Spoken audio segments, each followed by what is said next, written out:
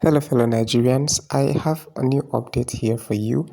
This is Volatile News TV. I'm greeting you good morning, good afternoon, good evening, depending on the time and the location you're getting this information from. All right, guys, it is still what is bad, what's going on the at the tribunal. We saw the case, the petition about against Ahmed Bola Tinubu being, adjourned on several occasions. One of the reasons why the last adjournment occurred is because INEC could not provide 100% of the materials that led up to the announcement of the President-elect Asiwaju Bola Ahmed Tinubu. All right, so the court mandated INEC to provide the evidence that led up to Ahmed Bola Tinubu being pronounced the president-elect. However, INEC was not able to provide that as at the time when the court needed it.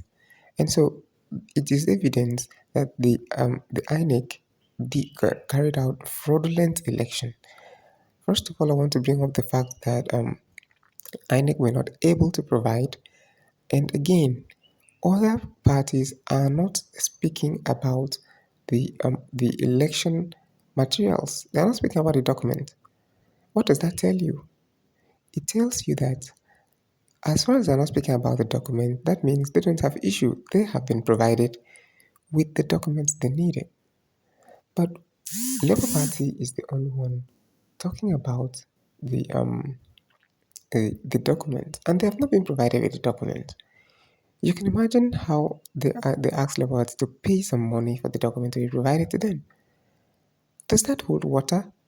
They were being mandated by the court to provide evidence, but they are not. And another thing here is that INEC is already shooting themselves in the foot. INEC is already carrying the pot of blame by themselves. You conducted an election that produced a president-elect. How come you are budgeting the sum of 4 point something billion to defend your announcement in court? Why are you coming to defend Bola Ahmed Tinubu? INEC is supposed to be neutral, but here the way they are acting as if they are a candidate in the election that they themselves conducted.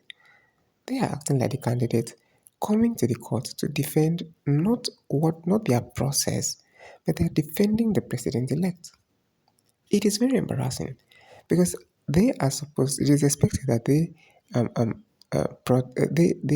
come to court to defend the process that they carried out, which led to an announcement of a president-elect, not coming to the court to defend Bola Ahmed Tinubu.